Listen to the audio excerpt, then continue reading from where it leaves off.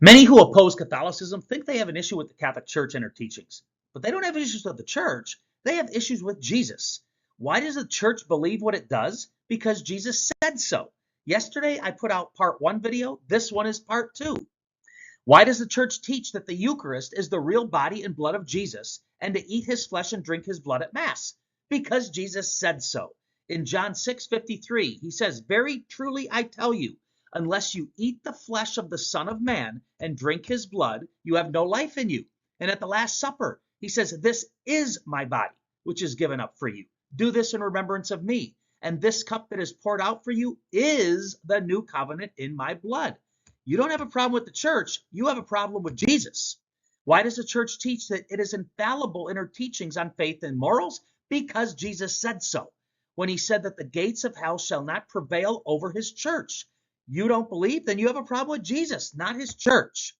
Why does the church teach that believers are not assured of our salvation? Because Jesus said so. When he said to his apostles, "Not everyone who says to me, 'Lord, Lord,' will enter the kingdom of heaven, but only the one who does the will of my Father in heaven." And he also said, "The one who perseveres to the end will be saved." You don't believe that? Then take it up with Jesus. I could go on, but hopefully, like my first video on this topic, you get my point. Those who are opposed to the church are really opposed to Jesus and his words.